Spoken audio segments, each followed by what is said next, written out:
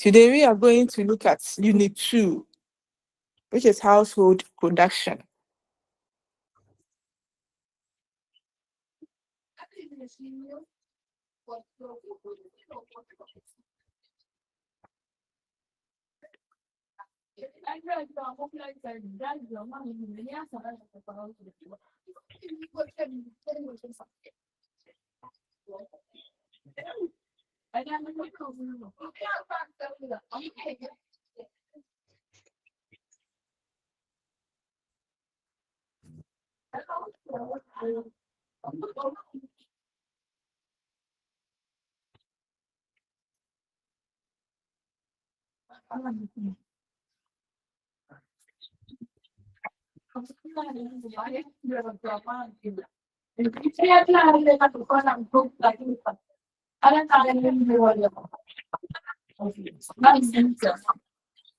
Like I said, we are going to look at Unit 2, household production.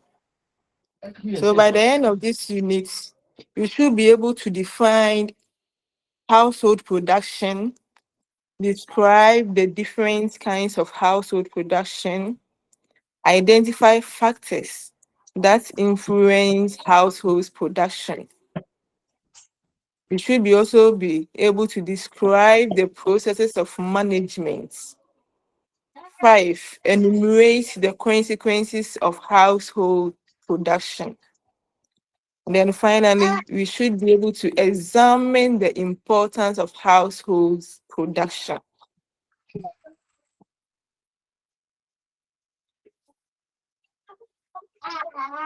Now, what are some of the activities you perform in your various homes? What are some of the activities that you perform in your various homes? Hello? Hi. Hi. Hmm. Yes, I'm asking a question. That's what are some of the activities that you perform in your various homes? Yes. Hello, Madam, madam. cooking. Okay. Washing, Mm-hmm. cooking, cleaning. Okay. Why do you perform all these activities? Why do you perform all these activities? The cleaning, cooking, etc. Why do you perform all this? The cleaning is to keep your house or the environment clean. Okay. What about the cooking? Get what to eat. Since I didn't hear. To satisfy our hunger. Okay, good. Or We've all done get well. food. Okay. Now, all the activities that we perform for ourselves, like cleaning the house, taking care of children or the aged, preparing meals, doing laundry, etc. All these activities that we perform in the home is called household production or home production. So when you talk of household production, it refers to all the goods and the services produced inside the home that help the family survive, function, and live comfortably, like you said. So the goods that are produced inside the home, they are the tangible things families create or prepare, like meal preparation, cleaning, producing soap, and others. And the services that we also produce in the home, they are the activities that supports family well-being, like helping children with homework, feeding babies, sweeping, mopping, caring for sick family members, comforting children when sad, supporting a spouse during stress, giving children moral training, and even socialization. All these are services that we perform inside the home, and they constitute household or home production. One economist described the household as a small factory that combines capital goods, raw materials, and labor to clean, feed, procreate, and otherwise produce useful commodities. Why is the household called a small factory? Why did the economists describe the household as a small factory? Hello? Hi. Why is the household called a small factory? Can we share our views on that?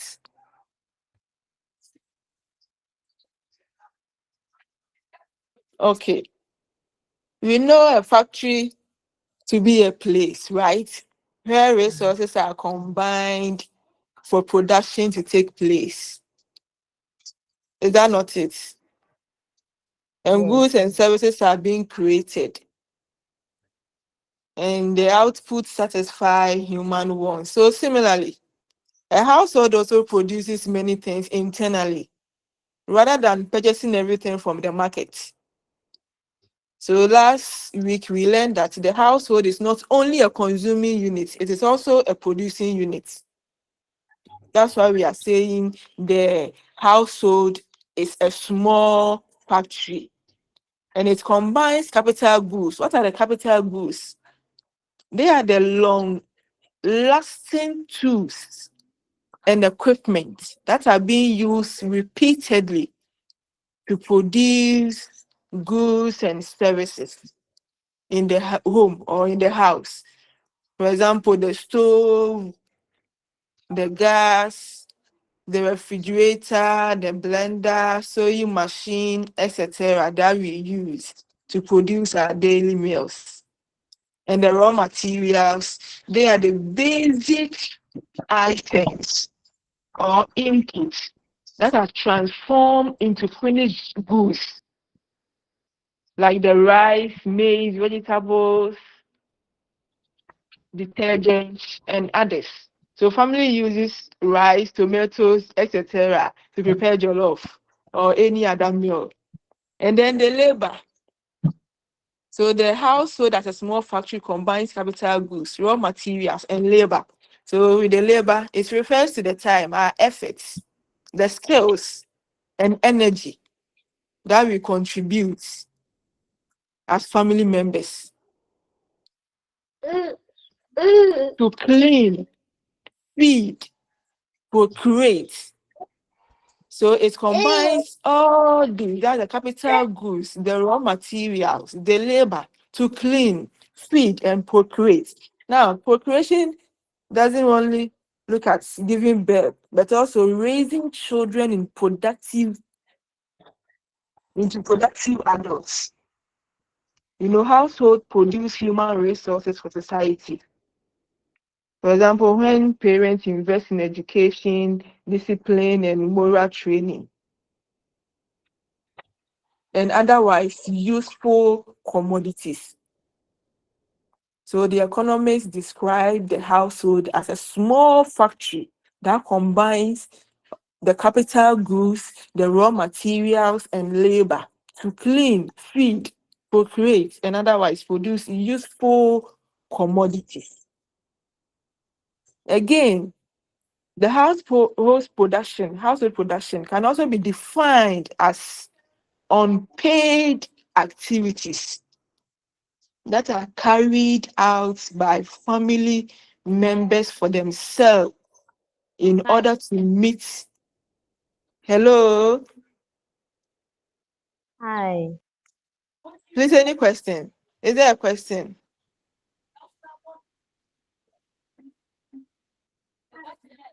Okay.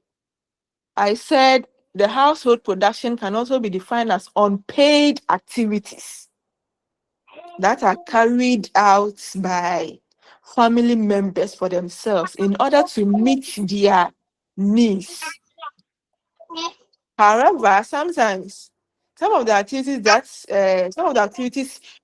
that we perform may be delegated to people who are not members of the family, because we are saying that household production is unpaid activities that are carried out by family members. And I'm saying that sometimes some of the activities may be delegated to people who are not members of the family and paid for, if only they can afford to do so and when their values permit.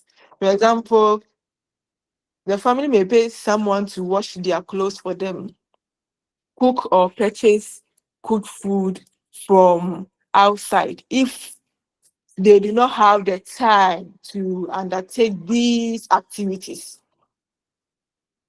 Some people's values may not permit them to delegate activity to people who are not family members. For instance, a mother may refuse to hire a housemaid because she believes household chores should only be done by family members.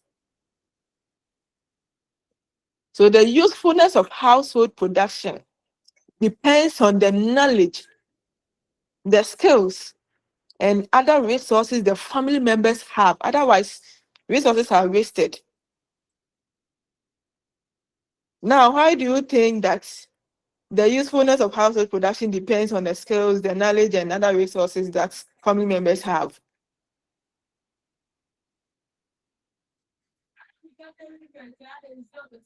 Hello? Hello, class. Hello, madam. Please, I'm asking a question. Let's make the class Hello, madam. interactive. Asking a question. I'm saying that why is it that the household production depends on their skills, knowledge, and other resources that the family members have? Can we share our views on that?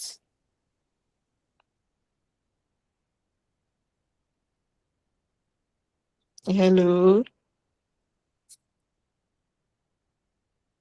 Hello? Oh, Hi. Hi. please, did you hear my question? Yes, madam. Bring your views. Madam, please. Yes. What I think is, before someone can perform a task or a given work, the person needs to have an insight about the thing, the skills, and the resources around the person is also going to help the person to achieve the goal. So before a task will be done, the person needs to have the knowledge, the skills about that particular work before it can be done. Thank you very much. You've answered the question. So we can say that household production is only useful when family members have the right knowledge, skills, and resources to use them properly. So if you lack skills or management ability, resources can be wasted. For example, buying a washing machine or sewing machine becomes wasteful if no one can operate it. Similarly, having cooking ingredients is useful if no one knows how to cook well, leading to burnt food and wasted money. Therefore, household resources must be used efficiently to produce valuable goods and services that supports family survival and well-being. Now, what is a resource? What is a resource? What is a resource? What is a resource? Yes. Hello, madam. Hello. Hello, please. I believe resource is any material which aid an individual or a group of individuals to come up with a product. So simply Okay. to put, resource help in productivity or production process. Okay. Thank you. So to add up to what you said, resource can be a material, but it's not only material because we have material resources, we have the human resources. So resources have been grouped into two, the human and the non-human resources. Okay. So when we talk of resource or resources, anything that can be used to achieve a goal, satisfy a need, or support survival and development.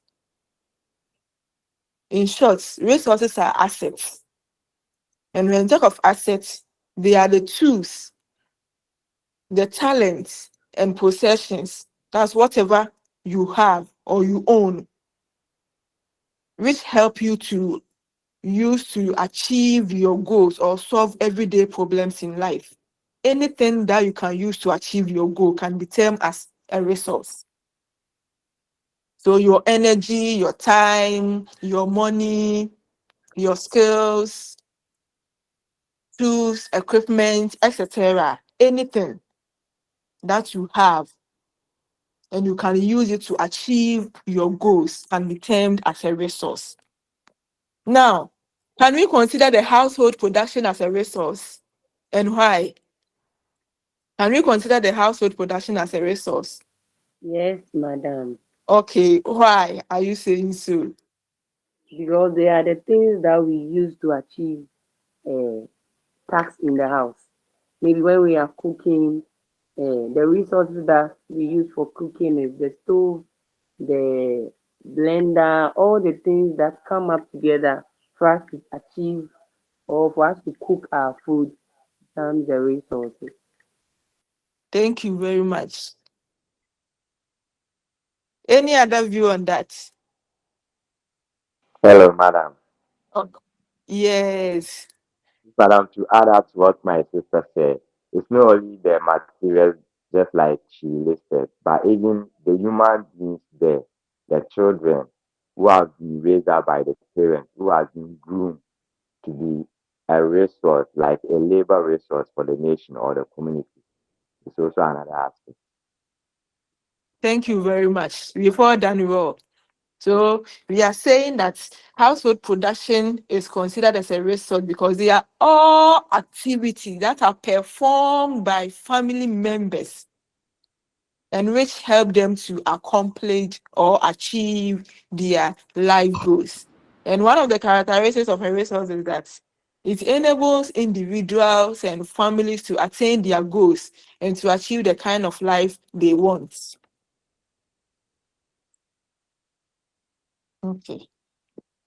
Now, some household production can be delegated, as I said earlier, and others cannot. Hence, the kinds of household production. The one that can be delegated is called separable household production. And the one that cannot be delegated is called inseparable. So household or separable household production refers to the goods and services which are performed by the group but cannot be delegated to people outside the family. We are looking at kinds of household production. We have two types, or we have two kinds of household production. We have the separable home production or separable household production, and we also have inseparable home or household production. When I talk of the separable household production, I said they are the goods and services which are performed by group and can be delegated to people outside the family. That is, someone may be engaged to cook for the family, clean, wash, etc. for the members. And family members may pay for the services or the purchased goods. This may be cooked food, laundry being done as a service which is paid for. So we can say that the separable home production is market replaceable because it can be delegated to a paid worker. The other one, that is the inseparable household production. These are activities which are not easily delegated to people outside the family unit. They are not easily delegated. That is inseparable, as the name suggests. They are not easily delegated to people outside the family unit. So all the activities which have emotional attachment are not delegated to others or paid for the services to be provided.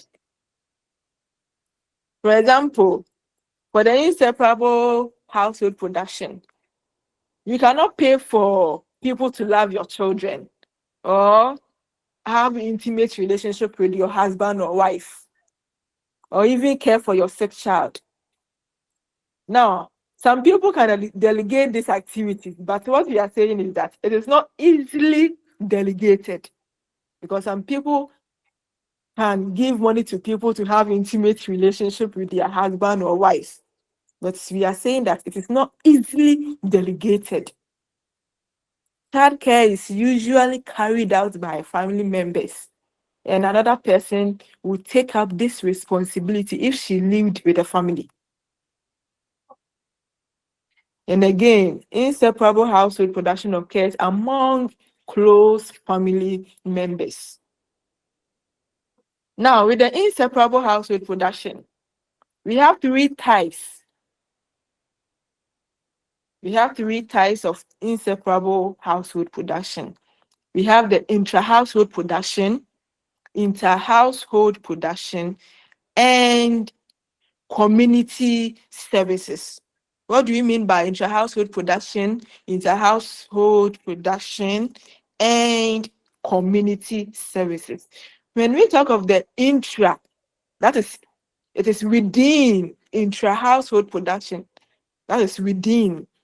So these are activities that take place within the family and are performed by the members for themselves and each other without payments. For example, a mother preparing meal for the family or sewing for family members, cleaning and all tasks performed for which no payment are received. So what we should know is that with the intra-household production, it occurs within the household, which is often a nuclear family, but it may also include extended family members living together. That is, it can happen in an extended family household if they live together. For example, a grandmother living in the same house helps care for grandchildren. The second one is the inter-household production. So with the inter-household production, they are the mutual aid or services provided by family members to others, such as the extended family members. In Ghana, there are a lot of help or inter-household activities that members of the extended family members perform for each other. What we should also take note is that the inter-household activities can also occur between friends and neighbors. However, the kind of home-related activities may depend on the level of the relationship. And again, we can also explain the inter-household production as the unpaid services or supports exchange between two or more separate households, usually because of the family ties, friendship, or neighborliness, like I said. It is when people from one home help people in another home without charging money. So it is home production that crosses household boundaries. For example, let me cite an example. A woman leaves her child with her sister next door while she goes to work. So this is two different households. Again, an aunt taking care of your children when you travel. It is also an inter-household production. Or neighbors helping each other during farming season. Or even extended family members supporting each other with chores. So with the inter-household production, it is inseparable because it is unpaid, not sold in the market. It is done through mutual support and strengthens social relationship. This is it well understood. The Yes. inter-household production and the intra-household production. Is it well understood? Yes. Okay. We also have the community services. I said we have three types of inseparable: the inter, the intra, and the community services. When I talk of the community services, the activities family. Hello. Hello, madam. Is a question concerning the inter and the intra. Okay. Please, madam, with regard to their merit and demerit, I Mm-hmm. want to know which one is more cost effective, Which taking one into is more? consideration their Mm-hmm. merit. I want to know which one is more cost effective. Please, I can't hear the question well. Your Please, line is breaking. Again. I'm saying that with regards to their merit and demerit, I mean the intra and the Okay.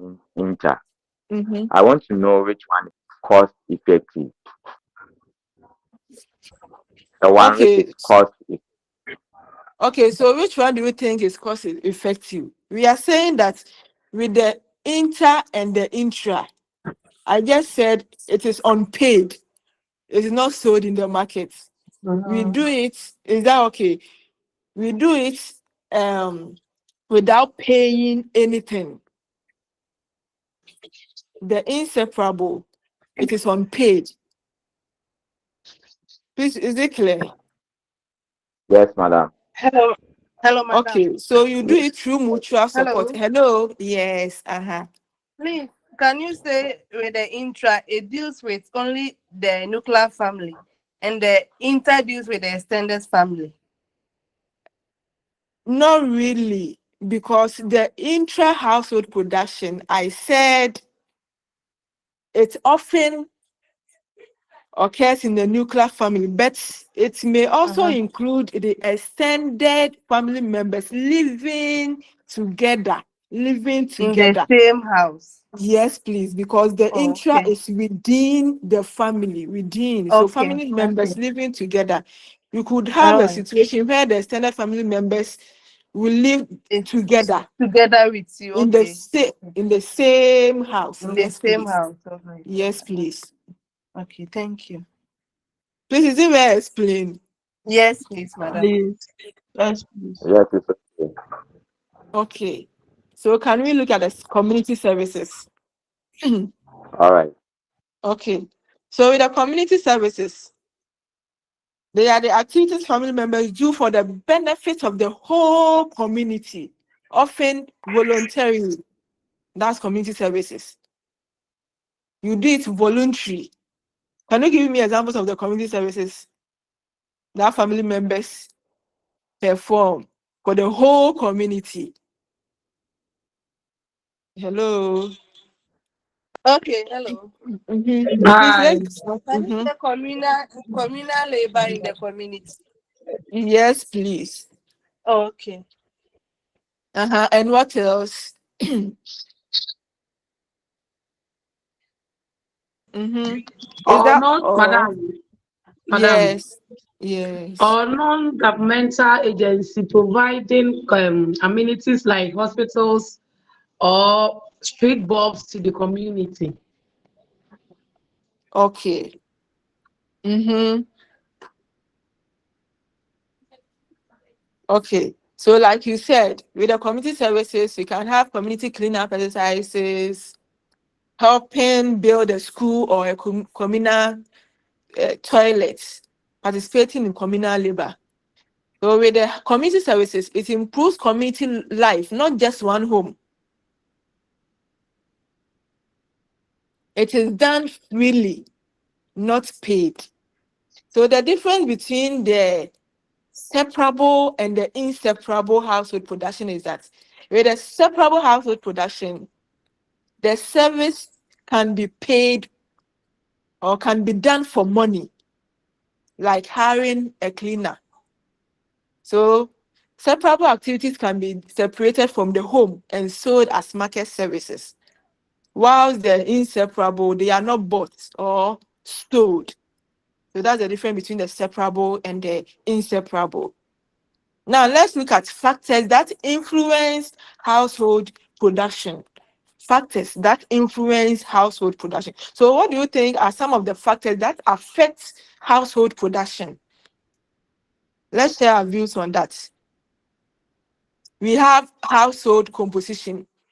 How can household composition influence or affect household production?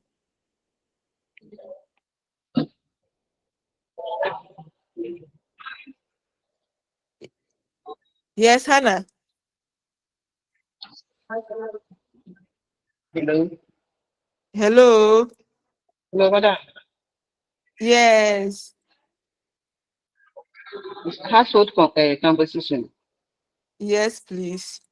And that's uh, those two wives a lot spend less time at home and Please, limited activity. your line. Hello. Please, your line is breaking.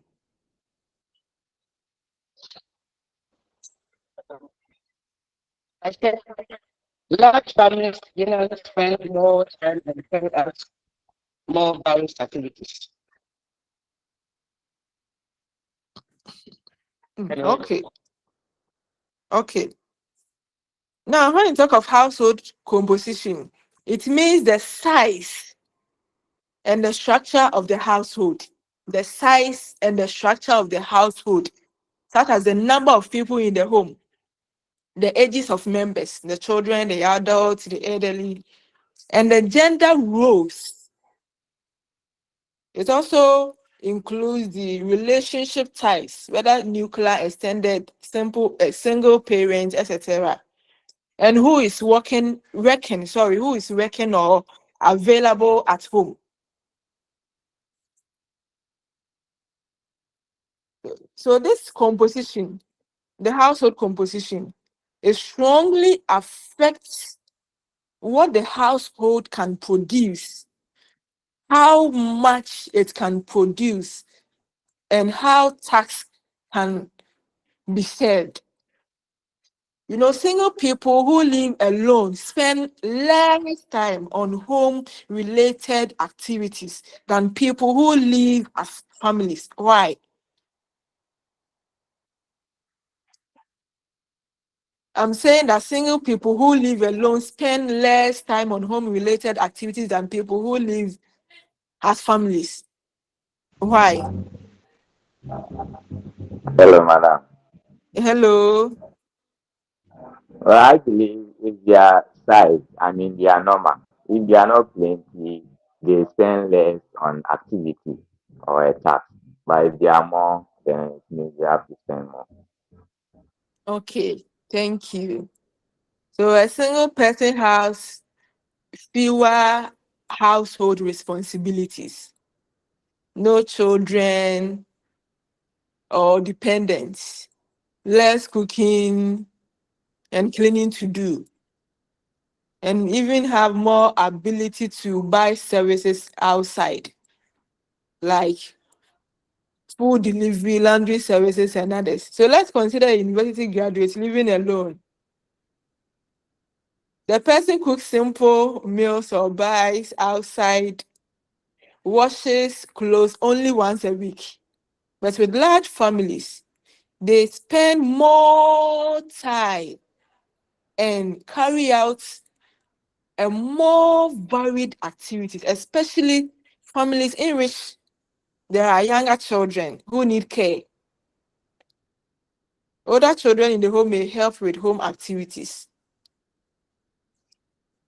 This is because larger families have more members to care for. They have more meals to prepare, more cleaning and laundry. So we can say that more people create more diverse needs. So the household produces a wider range of services. Let's consider a household with 2 parents and 5 children. Cooking is done 2 to 3 times a day. Clothes are washed frequently. The house gets dirty faster because the children will play. Parents help children with homework, caring for babies and elderly people. Again, families with young children also spend the most time. This is because young children require constant care and supervision. So household production increases because childcare is labor intensive. A family with a toddler will feed the child several times in a day, right? Watch the child to prevent accidents, clean up messes, and others. So in simple terms, a single person household produces fewer home services because demand is low. And a larger household also produces more because demand is higher. Please, is it okay? Hello? Yes, madam, you're okay. Yes, Okay. madam. So in conclusion, we can say that the Yes, madam. household composition determines how much work must be done at home, how many services the household must produce internally, and how time and labor are allocated. Again, cultural and social expectation is also one of the factors that influence household production. And talk of cultural and social expectations. They are the shared beliefs, traditions, and norms in a society about who should do certain household tasks, what activities must be done at home, what is considered acceptable or respectable family behavior. In many cultures, household tasks are divided based on gender. For example, in Ghana, when you come to Ghana, a society may expect women to cook, clean the house, care for children, whilst men may be expected to provide income for the family, handle heavy labor, do repairs, etc. So even if a woman has a full-time job, cultural norms may still pressure her to do most domestic work. And some societies believe childcare must be done mainly by family members, not outsiders. For example, a mother may refuse to hire a nanny because culture expects mothers to personally raise children. And outsiders caring for children may be seen as irresponsible. So family members coming from such society will produce childcare services internally.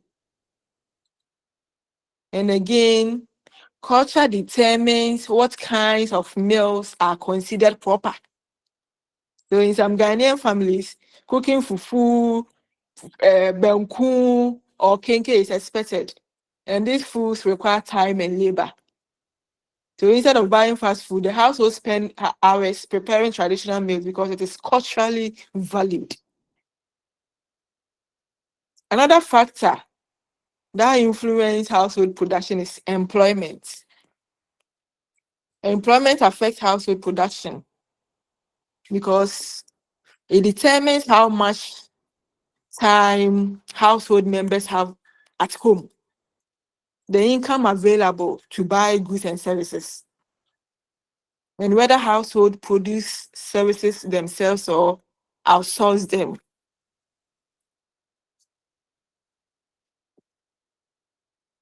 So in simple terms, you can say that the more time people spend in paid work, the less time they have for unpaid home production. Example, a nurse who is working long shifts at hospital will leave home early and returns late and tired, has little time to cook. So the household may rely on fast food or simple meals and even help from others. On the contrary, someone someone who is unemployed may spend more time producing goods and services at home. For example, a man who loses his job may begin to farm in the backyard, repair household items instead of paying artisans, and help with children or help with childcare and cooking.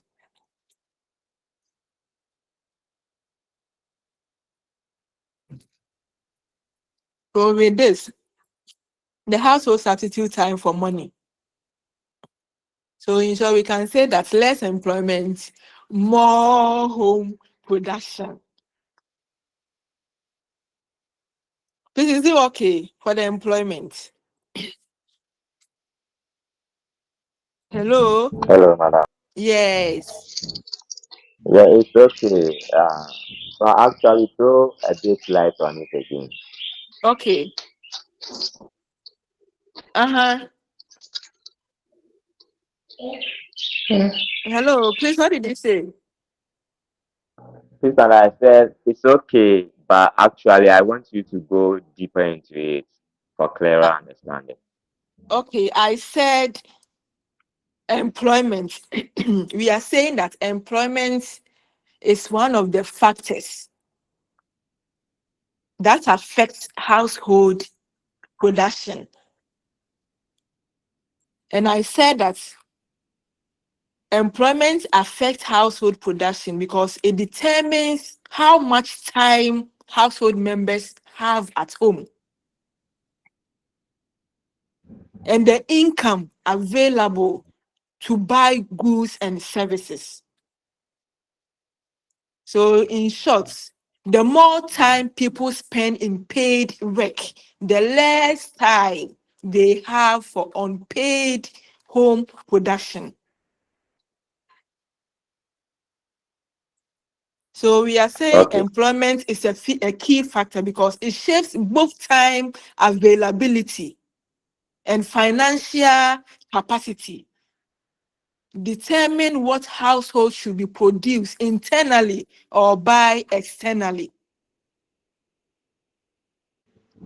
okay, madam. This is it well understood. Yes, madam.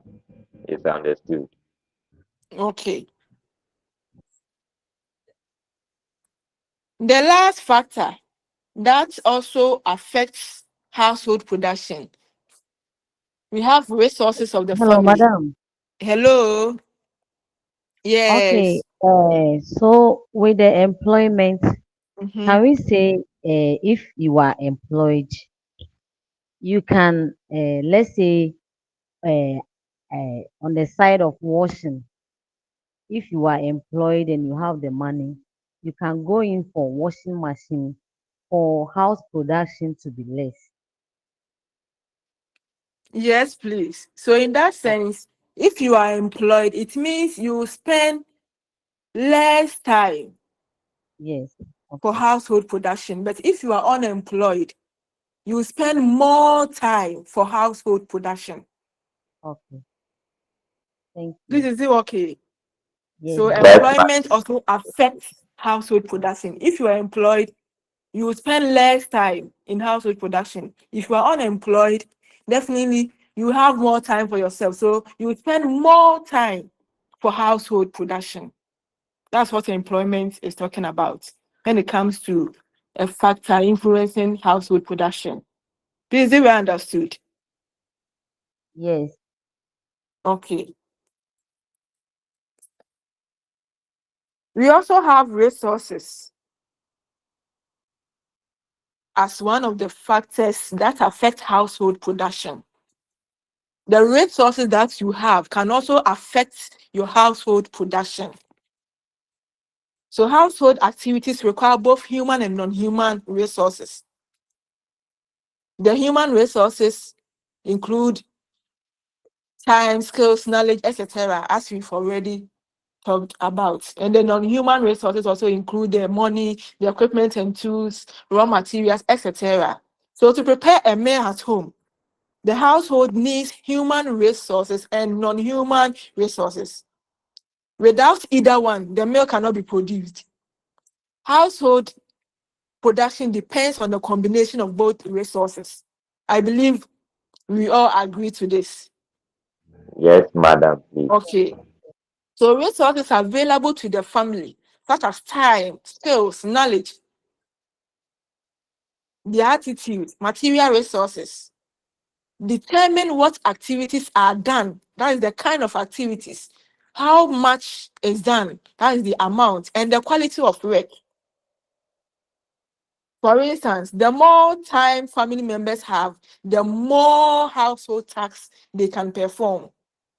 The more skills and knowledge an individual has, the more he or she can produce higher quality services. For example, someone with sewing skills can make or sew school uniforms. Also, a positive attitude towards homework or household work increases willingness to perform tasks efficiently. Please, is it okay? Yes, madam, it's Yes. okay. Okay. Now let's talk about management of household production. Management of household production. Hello, madam, a person, please. Okay. Please, madam, among all the factors that you have talked about so far, Mm-hmm. it seems the resource is the most influential factor here.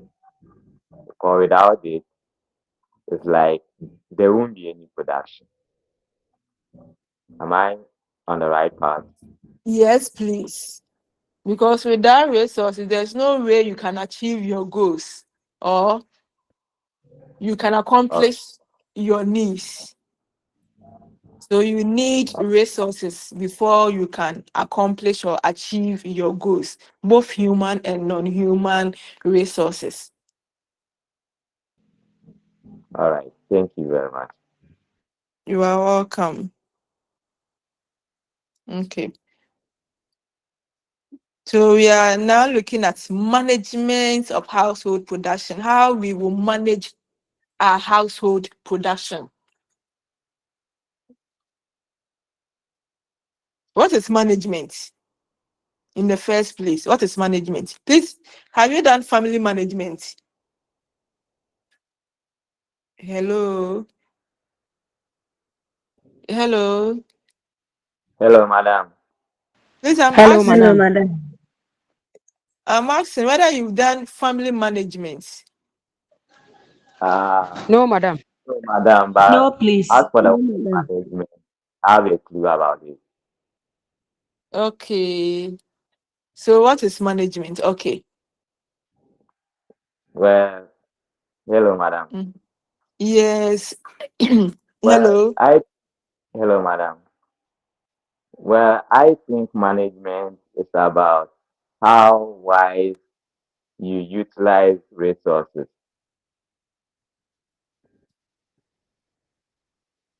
Okay. Thank you. Any other? Any other?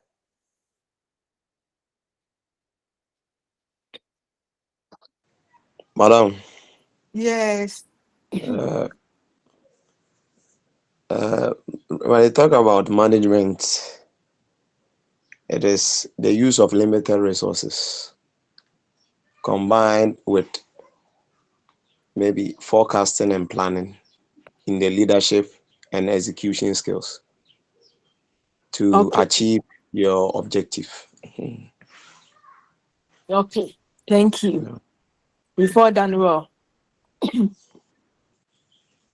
So when you talk of management, management Madam, my is a hand is up. Oh. okay, yes. Management, madam, when we talk of management, we can also say it's a process of planning, organizing, and supervising the effort of others to achieve a common goal. Okay, thank you very much. So to add up to what you have said, when we talk of management, it's a purposeful behavior directed at creating and or using resources to meet demands to achieve goals. So this means that management is purposeful behavior. That's doing things on purpose. So you think first before you act. You don't just act randomly. For example, instead of spending all your money carelessly, you decide what you will use it for. You create and or use resources. That's making or using what you have, your money, your time, your skills, etc., to meet demands, that's to solve needs or problems in order to reach what you want in life or in the home. So in simple terms, management means planning and using what you have wisely to get what you want. Anything that you have at your disposal, using it to get what you want can be termed as management. So management, again, is intentional. It is planned. It involves resources and demands. That is the needs, our wants, our values, our goals, our events, and standard. Hello, yes. Any question? Hello, madam. Yes, hello. Please, madam, when you use the word purposely, I don't Mm-hmm. seem to agree with you. Why Mm-hmm. am I saying this? Because I'm saying that for someone to be engaged in planning, the person can sometimes be compelled by situations. So I'm Mm-hmm. saying sometimes, most of the time, situation compels someone to initiate what we call management or proper work planning. That is why I'm saying I don't seem to agree with you when you say purposely is done intentionally.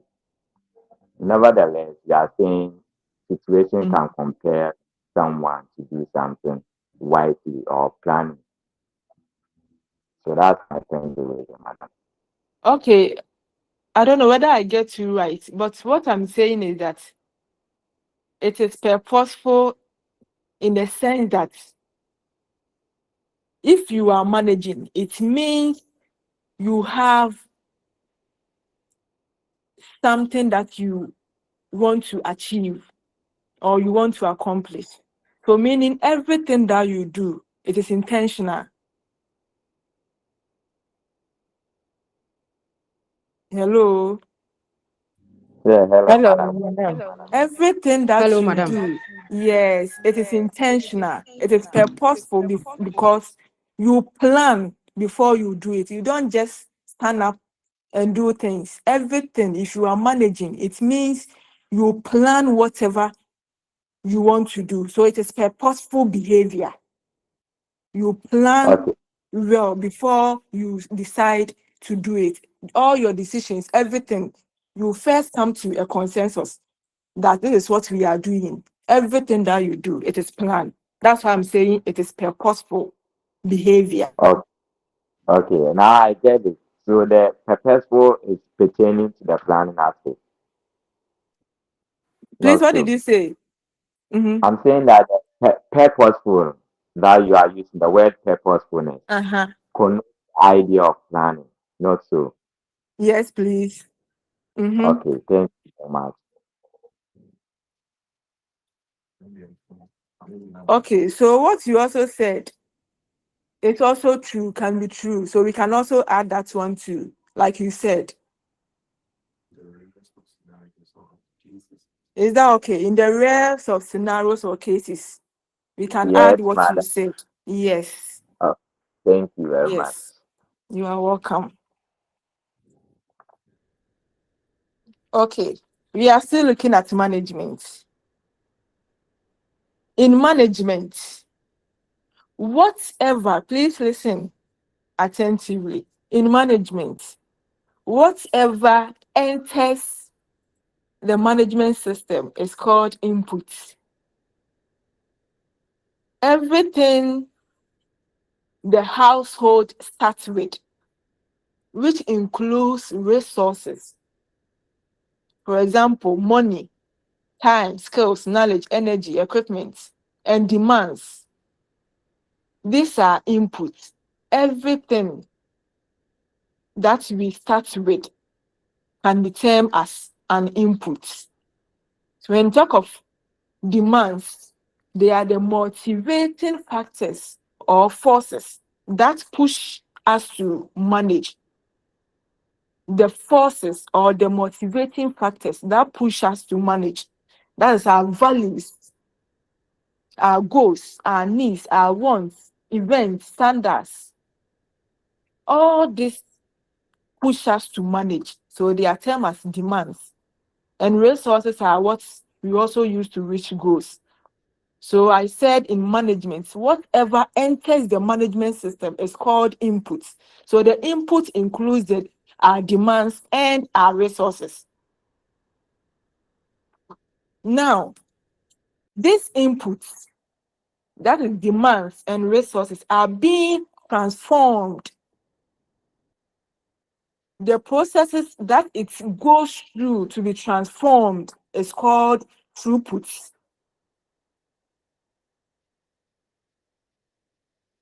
So when we talk of throughputs, it includes series of processes by which people transform resources to meet demands.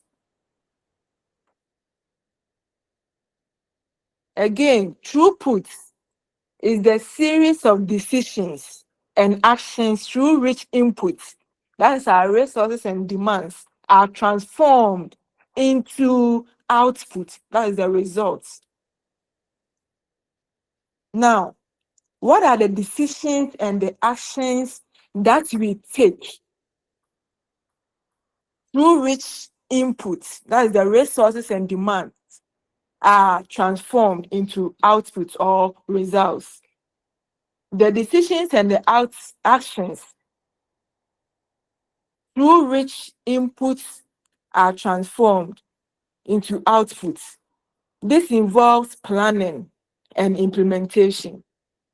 I said the decisions and the actions that we take through which input, that is the resources and our demands, are transformed into output, that's the results, involves planning and implementation. So what then is planning? When you talk of planning, what is it? Planning is the first activity in the throughput. It's the first activity in the throughput. It is a way of devising a proposal to reach goals. And it involves goal setting. If you plan, you have to set a goal. And in goal setting, if you set your goal, you have to establish priorities. That is, you prioritize your goal. When we talk of goal prioritization, it is the process of ranking your goals or in order of importance. So if you have, let's say, 2 or 3 goals, the first one that you want to achieve can be termed as a goal, but in other words, you have ordered it in order of importance. So if you have 3 goals, let's say a family decides to pay school fees before buying a new television. So the family has 2 goals, that is paying school fees and buying new television. So in this sense, when the family decides to pay the school fees first before buying the new television, then we can say that the school fees is more important than the television. So in that sense, the family has established their priorities. Hello, please, are you following? Yes, madam, we are following. Okay, so goal prioritization varies with individuals and even different households. Now, after setting your goal, you also need to identify resources. You ask, what resources are available to you, both in human and non-human,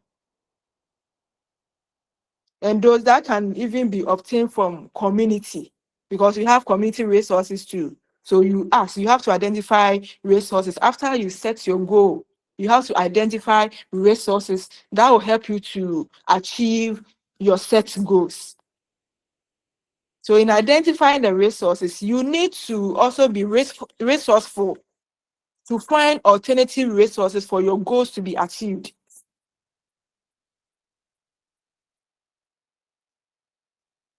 Now, after you've identified your resources, you also have to develop standards or set standards. What are standards in the first place? When we talk of standard, they are measures for goal attainment or criteria for measuring goal attainment. Standard define how to meet goals and results that are expected. They also describe the quantity and quality of the desired results. So, for example, if your goal is to become a teacher, what is your standard? Is it a basic school teacher? Is it a secondary school teacher or a lecturer? You have to set your standard. After you've set your goal, identify resources, you have to set your standard.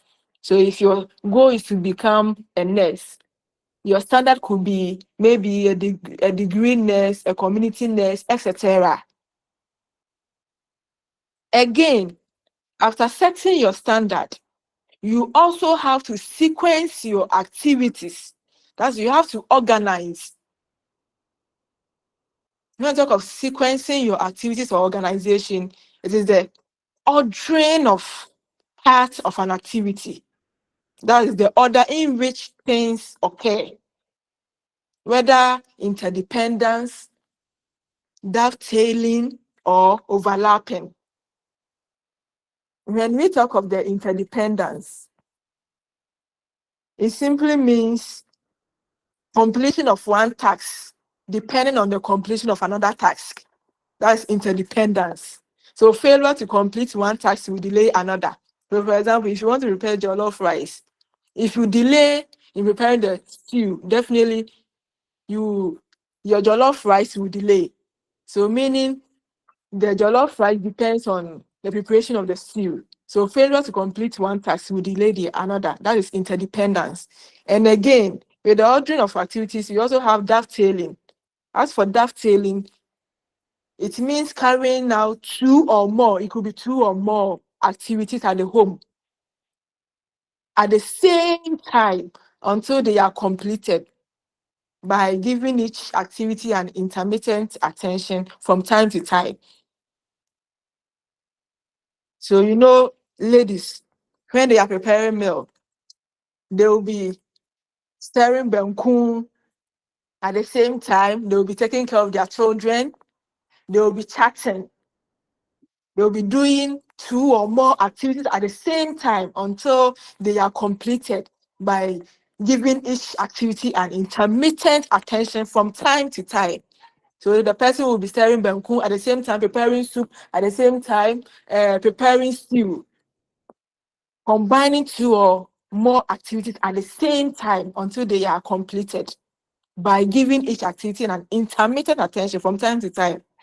And when we talk of the overlapping, it also entails giving concurrent or simultaneously attention to 2 or more activities at the same time, requiring different level of attention. So the difference between the dovetailing and overlapping is that with the dovetailing, they require same level of attention, but the overlapping, different level of attention.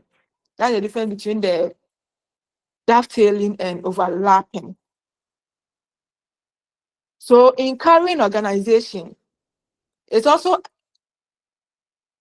you also have to identify who would carry out the various activities, because this will help you make decisions about whether the job will be carried out by family members or delegated to others or pay others for the services.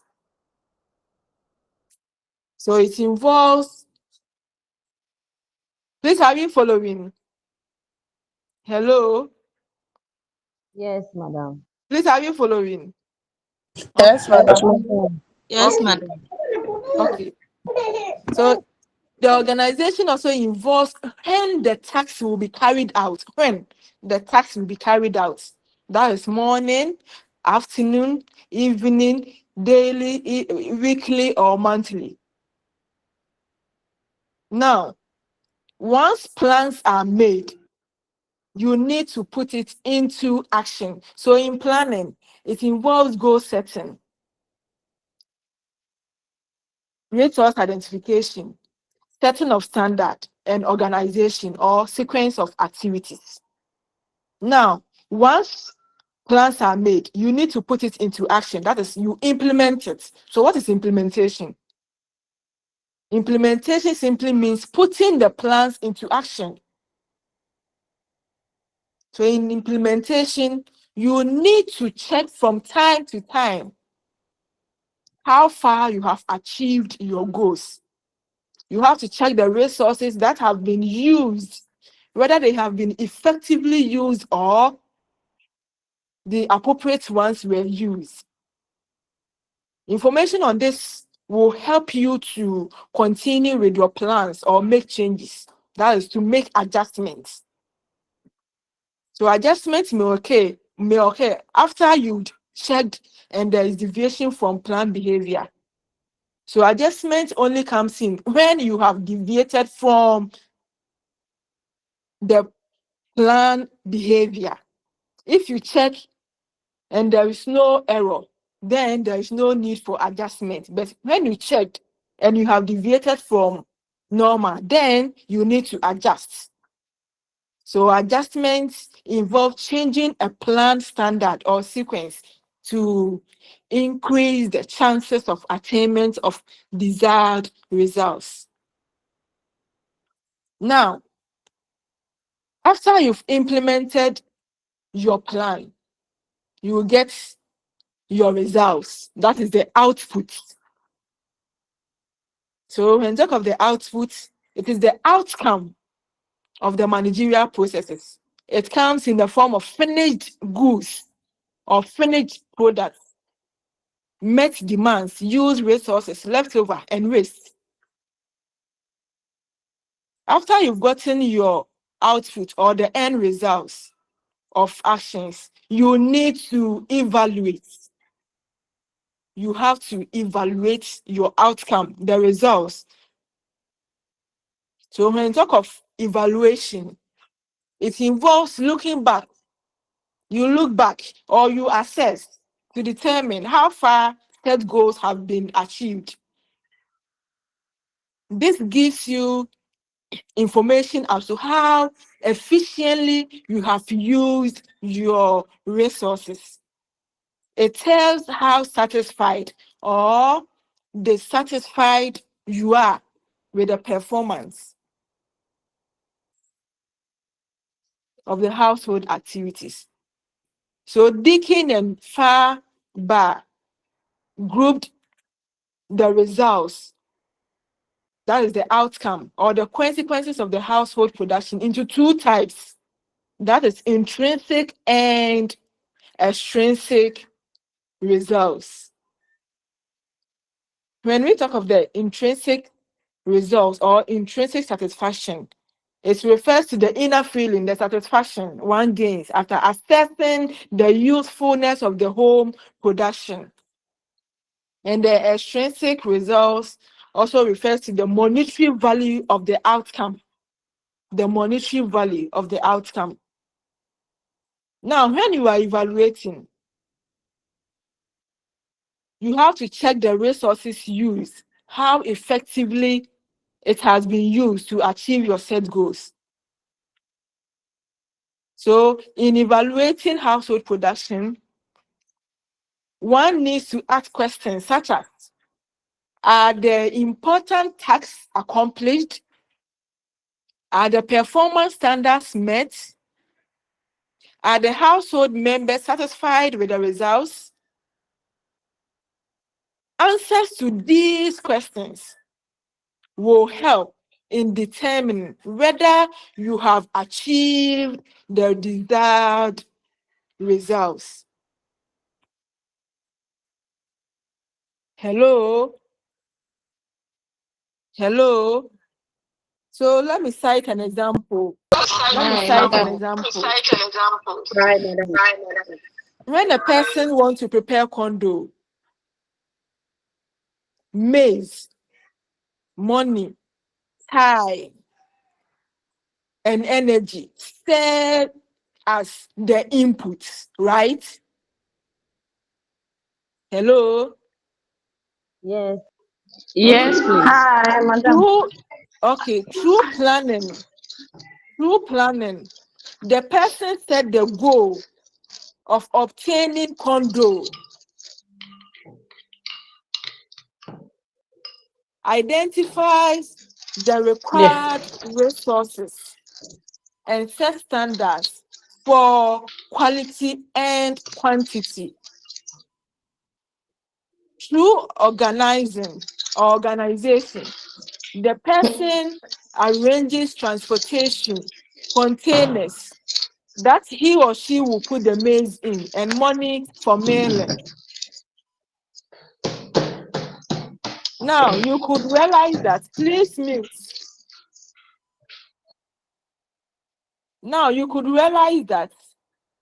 it is the input that is used in the throughput stage, as explained earlier.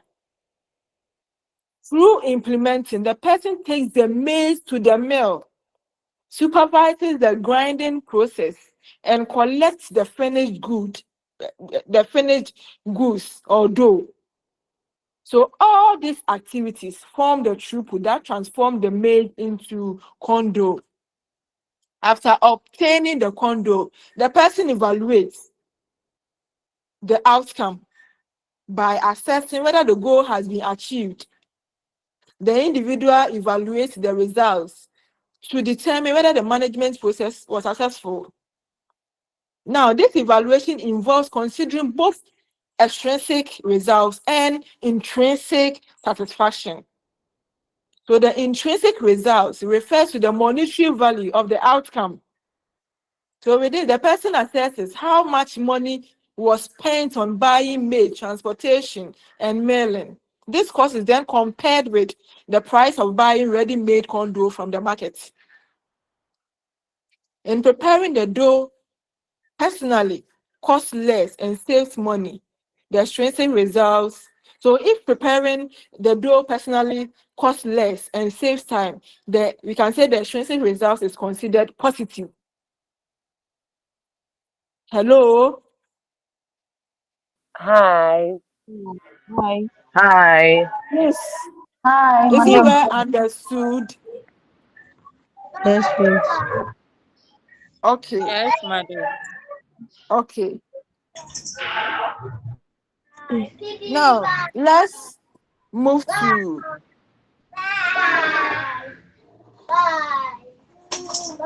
consequences of managing household production. Consequences of managing household production. Consequences of managing household production.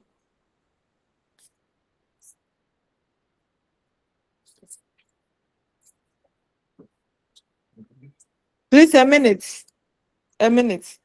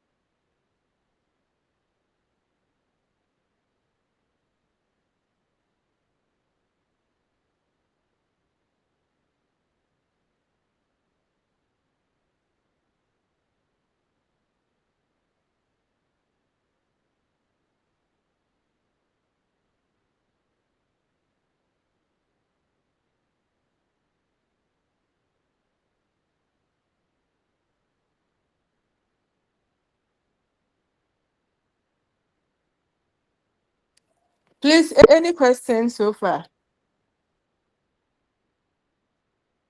Hello? Hello, madam. Okay. Yes, hello. Hello. Yes. Mm-hmm. Nanajua. Madam, please.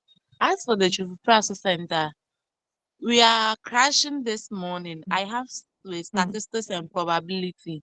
The same time having issues in family finance. So I wanted to ask the page that you are right now so that after I can study it myself. But I joined 30 minutes ago, but still I'm lost. Oh, okay. Please, it will be recorded. So don't worry, you will get the recorded version. All right, madam. Thank you. Okay. Okay. So we are moving on to consequences of managing household production. Consequences of managing household production. Now, whatever family members do at home, such as milling a corn, cooking, caring for children, etc., will produce results.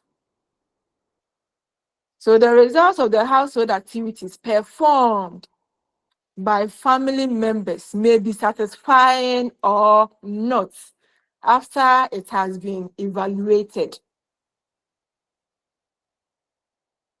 Now, consequences of managing household production simply means the results or outcomes of the activities carried out by household members, which could be satisfactory or unsatisfactory, depending on how well resources were managed and how effectively demands were met.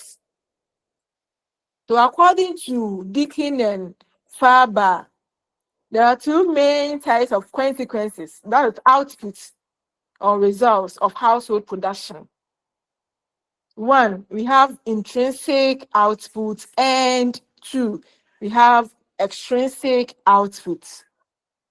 So the intrinsic output refers to the results that directly meet human needs and improve family well-being. They are related to feelings, comforts, health, happiness, and peace of mind. They are not mainly meant for sale. For example, parents helping children with homework enables them to perform well in school.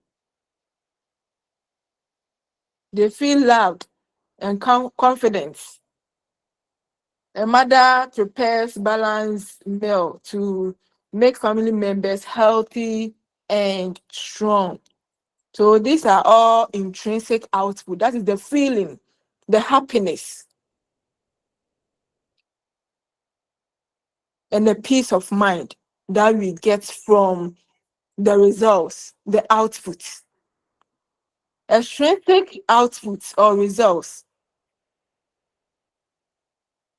are also the results that are useful for exchange rather than directly meeting human needs. So, for example, a family grows vegetables and sell them in the market to earn money. Or a family produces bread or soap and sell them to get income. Now, the intrinsic outputs are valued in monetary terms. According to Butler and Owen, they are also of the view that money and goods produced by family members are mainly extrinsic output. So, according to Dickin and Farber, household production, the consequences of household production can be grouped into intrinsic output and extrinsic output. But according to Butler and Owen, they are saying that the money and the goods produced by family members are mainly extrinsic outputs. According to Butler and Owen, if the main value of what you produce is that it saves you money or replaces something you would have bought, then it is still extrinsic, even if you feel satisfied using it. This is because if the goods and the services were not produced at home, you would have spent money to get it. So, for example, a mother cooks rice and stew for family members to eat and feel happy. If she didn't cook, they would buy food. Again, a father sews clothes for his children, for the children to be satisfied. If he didn't sew, he would buy clothes. So Butler and Owen say that it is mainly extrinsic because it replaces money spending. They are not saying satisfaction does not matter, but they are saying that when something has strong money value, that value is more important in classification. So even if you enjoy it, they look at, can this be exchanged for money? If yes, then it is extrinsic. Hello? Hi. So please, are we following? Yes, madam. Yes, madam. Yes. Okay. Okay. Now, there are two philosophies that have been applied to the evaluation of household production. There are two philosophies that have been applied to the evaluation of household production. From one perspective, household workers are like hourly employees. Once their work hours are known, a salary estimate can be derived. For example, a mother spends 2 hours washing maize, 1 hour going to the mill, another 1 hour preparing dough. So the total is 4 hours. If a hard worker charges 10 Ghana cedis per hour, then the 4 hours can be multiplied by the 10 cedis per hour to get 40 cedis. So the extrinsic value is 40 Ghana cedis, meaning her work is worth 40 Ghana cedis in market terms. Even though she was not paid, her labor has economic value. From another perspective, the goods and the services produced in the household are qualified, and their wealth is estimated by identifying the cost of comparable qualities available for purchase. So from this perspective, it looks at how much would it cost to buy the same thing from the market. Example, instead of preparing condo at home, the family could say or could buy it from a food vendor. Let's say a bowl of condo costs 15 Ghana cedis, and the family needs 3 bowls. So the 3 bowls can be multiplied by the 15 Ghana cedis to make 45 cedis. So the household output is worth 45 Ghana cedis. This is the extrinsic value of the condo. There are 3 kinds of wage rates that have been applied to this estimate. We have 3 kinds of wage rates that have been applied to this estimate. One is least cost pricing techniques. Least cost pricing techniques. When we talk of the least cost pricing technique,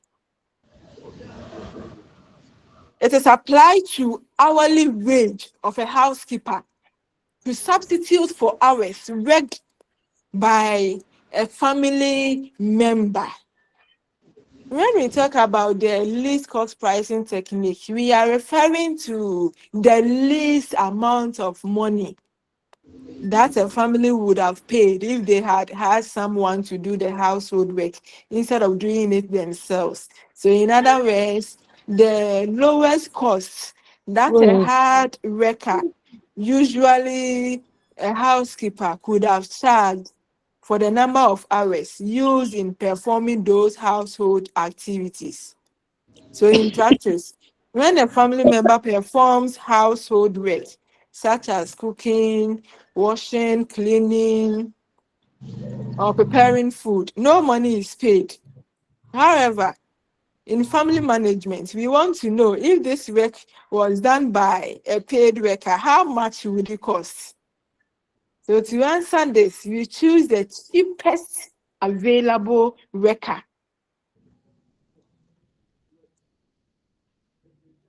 This is if we understood the least cost pricing technique. We also have the use of specialist wage, the use of specialist wages. This one is a bit more complicated and results in somewhat higher economic value for household production time. The cost to hire trained people to accomplish specific jobs or tasks or combination of tasks are used in this technique. Now, the difference between the least cost pricing technique and the specialist wages is that in the least cost method, we valued household work using the wage of a general housekeeper. That is people who are not trained or specialists in the household work, which gives the lowest estimates. However, many household activities require special skills and expertise. That is the specialist wage. So another method is to value household work using the wages of trained professionals or specialists who normally perform such work in the market. That is why it is called specialist wage method. So the least cost method make use of the untrained or those who are not specialists in the household work. But with the specialist wage, it uses trained professionals or specialists who normally perform such work in the market. That is why we are saying it is called the specialist wage method. So for example, we imagine that instead of a family member sewing clothes, a trained professional was hired to sew the clothes. When we calculate how much the professional would charge, or we can calculate how much the professional would charge. So the value of the work is based on the professional market rate, not general domestic wages. So the least cost pricing technique, we use the untrained and those who are not specialists. That's why we use the least cost pricing or the cheapest amount of money. But with the specialist wage, we compare it to trained professionals or specialists. So that's the difference between the two. We also have the opportunity cost. So the opportunity cost market wage may be a more meaningful comparison than the first two in wage rates. So we are saying the opportunity cost market wage is more meaningful as compared to the least cost method and the specialist cost method. So this point is based on one simple question. If I was not doing this housework, what money could I be making instead? That money you miss is the opportunity cost.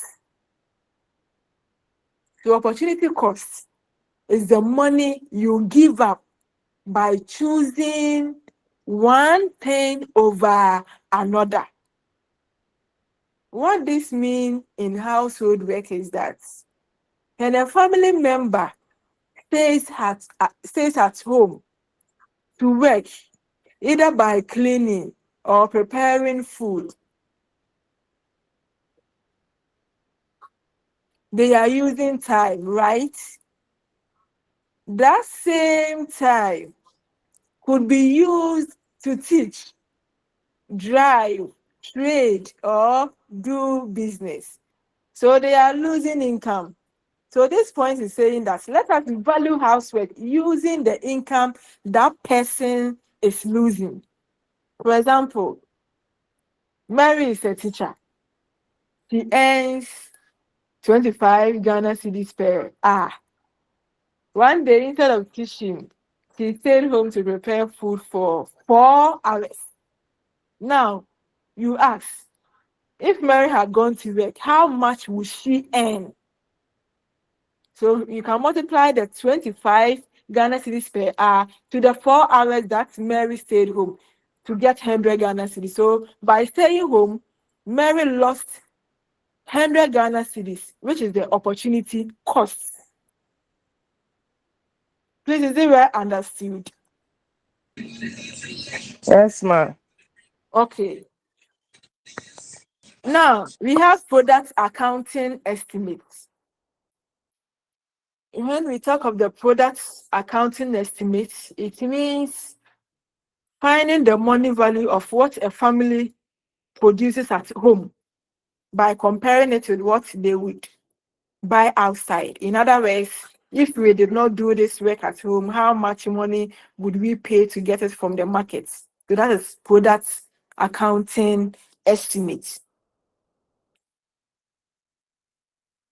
When we use product accounting estimates to value household work, we usually focus only on the main activity that requires the most attention. That is called the primary activity. The main activity is called the primary activity. For example, when a person is preparing banku and stew, the main activity is cooking the meal or the cooked meal. So in estimating the value of this work, we count only the prepared meal as the output. So all other supporting tasks, such as grinding pepper, fetching water, or arranging utensils, are not valued separately. They are treated as part of the main activity and are not counted on their own. In addition, when the person is cooking and at the same time helping a child with homework, watching a baby, cleaning the kitchen, all these overlapping activities are usually ignored in estimation. Therefore, only the main products, such as the cooked meal, is counted, while other services done at the same time are left out.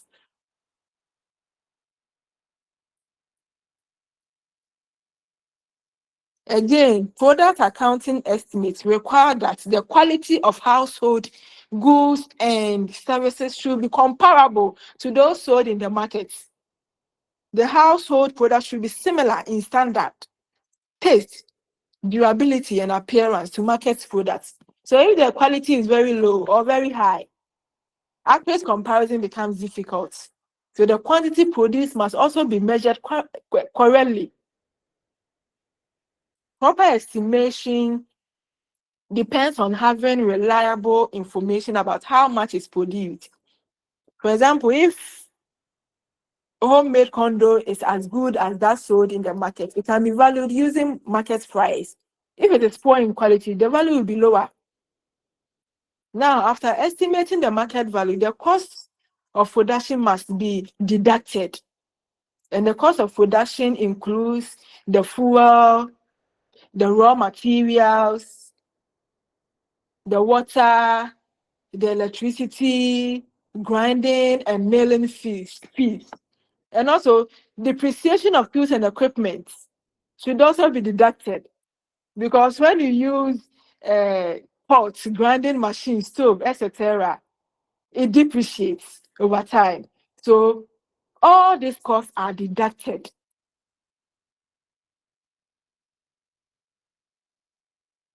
They must be subtracted to obtain the value added by household labor. So in brief, product accounting estimates focus on the actual main products being produced in the household. That is the primary activity that requires the most attention.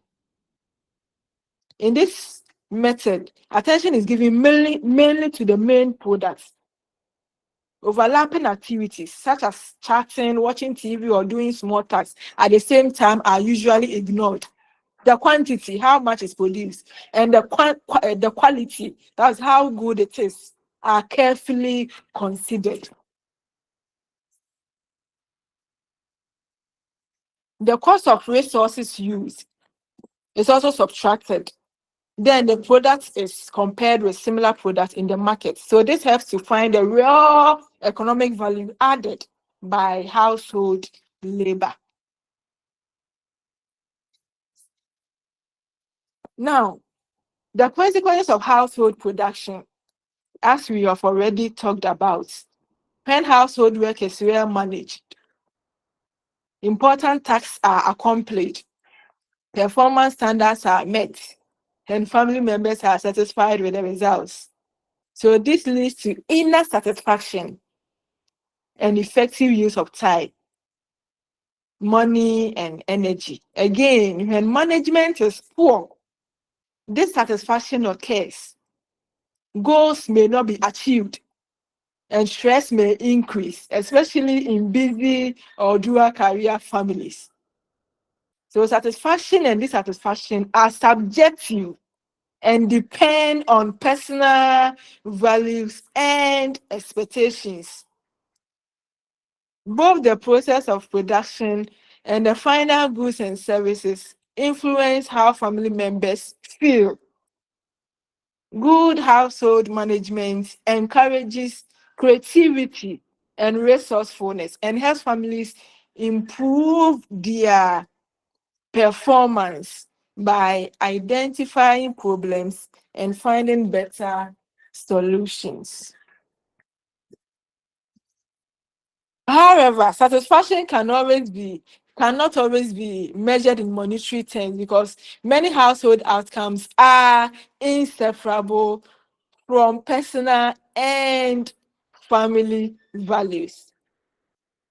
Now, can you give an example of a family that is creative and resourceful? When you say someone is creative or resourceful, what is it? Hello? Hello, Hello? madam. Yes. It means that the person is able to use his or her hands in making new things or creating new things. Okay. Thank you. Please, any other view? When we say a family is creative and resourceful, what do we mean by that? Mm-hmm. Madam, Yes. you can also say that when we say a family is creative, it's a family who or which initiates who always initiates new plans and puts them into effect. Okay. Thank you very much. So when we say a family is creative, for example, we can a mother. Yes, Abbas. Madam, when we say a family is creative, that means they have the ability to reuse maybe the resources that is around them to produce something in order to achieve their goals. Okay. Thank you very much. Uh, Nana Jua, your hand is up.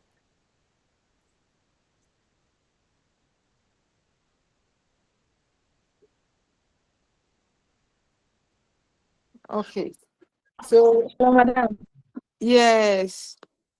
and we can also see that a family that is creative doesn't always buy things from outside.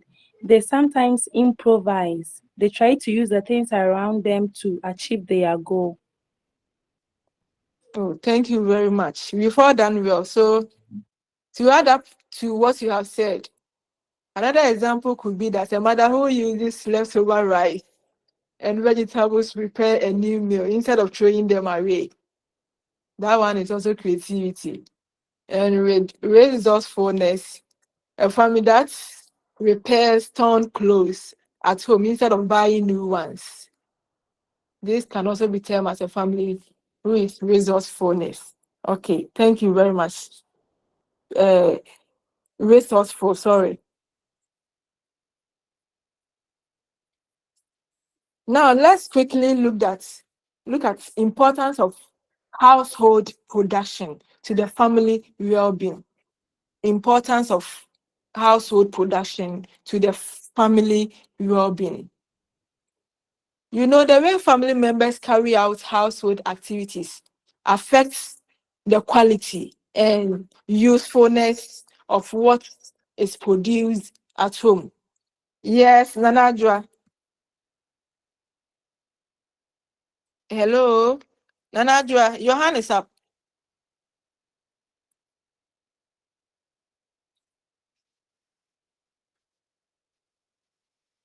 Nanajua, your hand is up. Okay, we are looking at the importance of household production to the family well-being. Every day, families cook, clean, wash, care for children, and manage money. How does this contribute to the family well-being? Or what is the importance or the benefit of household production to the family well-being? Hello? What is the importance of household production to the family well-being? It saves Hello? money. Okay. How? Can you explain the point for us? How does household production save money? Hello? So, madam, just as you said that, hi, madam, if the family Yes. over vegetables, guys, they make new dish out of it. That's how you will be able to save money. Instead of Okay. using items you have, instead of buying new ones, you use the old ones that you have. Okay. Thank you. Any other? We are still looking at the benefits or the importance of household production to the family well-being.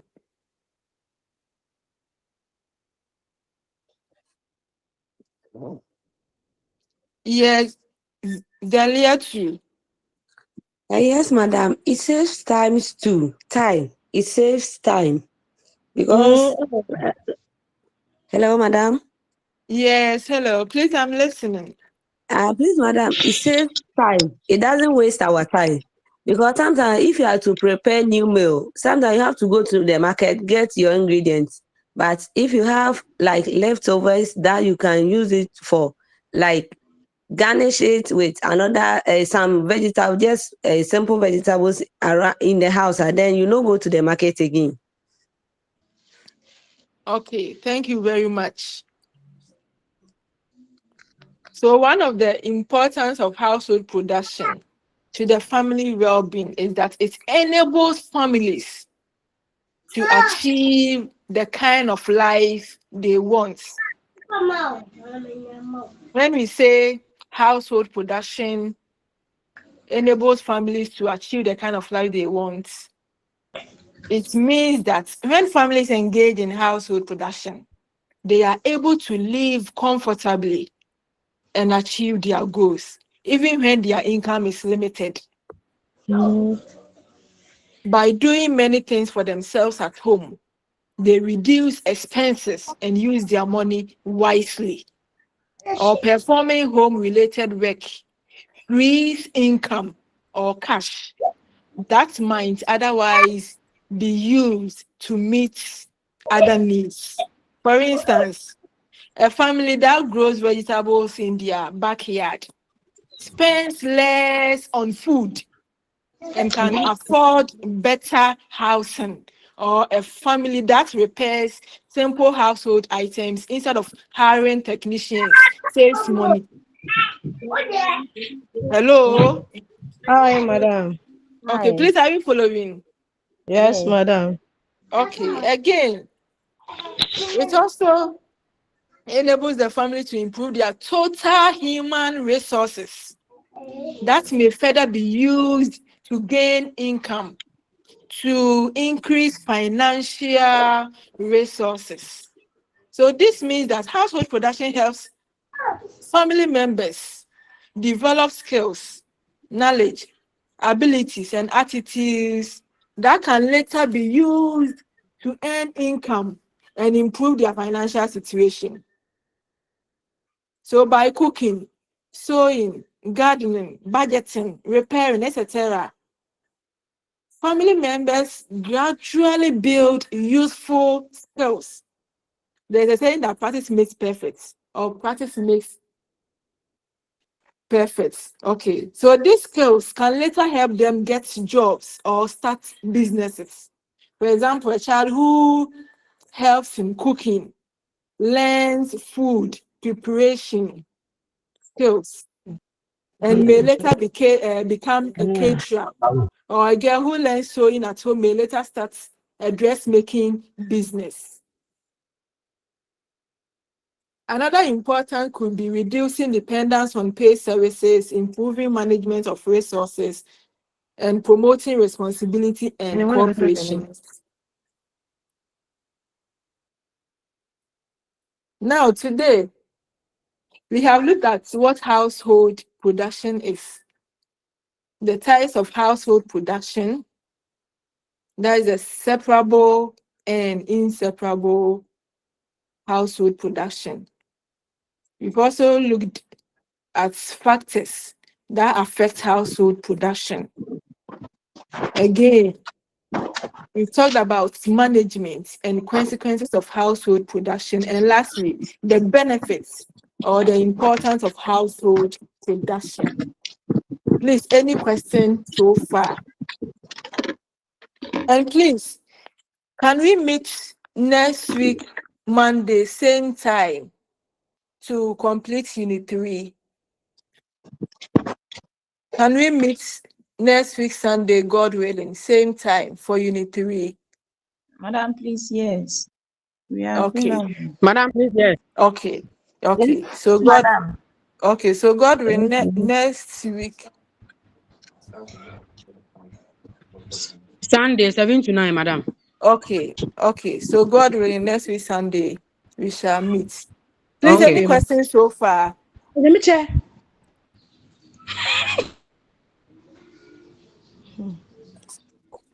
Madam, Okay. If no question, yes. please, I want to know Uh-huh. if the course that we are doing, issues in family finance, please, is it economics? Is it economics? As in, Yes. As in economic as a subject. Economic Econs, as people call it econs. Economic oh, okay, related. please, it's not economics, but it's an aspect of economics. Okay. Hello, it's not Yes, economics. madam. It's an aspect of home economics. There's issues in family finance. It's not purely economics. Tell do you It's an get it? aspect. Please, the reason why I asked is that since most of the terms are not, I'm not familiar with them. It is new to me. Oh, okay. So that's why you have the modules and recorded version of our class that we can go through. It's not anything difficult. It's very simple. So you just go through your modules. Yeah. Okay, thank you. And please Please, make madam, sure you most of answer our the recordings, assessments. You madam, make sure, okay, please let me land. You make sure you answer the assessments in the modules as well. Okay. And please, if you find anything difficult, you can draw my attention as well. Thank you, madam. I think you have my number. So if you have any question, please, you can reach out to me. Please, you have my number. Okay, madam. Okay. No, madam. no, madam, No, please. Madam, we Yes, don't you have have. your number. Okay, no, okay. madam, we don't have your number. Okay, please, 0266. Hey, 0266. we are coming. Yes, 026. please. 12 Madam, 0266 123349. Uh-huh. Hey, madam. 0266 123349. 23349. Yes, please. If you have any difficulties, you can just WhatsApp me. Madam, please the name again. Name Hannah Radio. Yes, please. Hannah Radio. Okay, madam. 0266. 123349. Okay. Thank you. Thank you, madam. Madam, please kindly leave You are the welcome. number on the page for us so that we see what we have.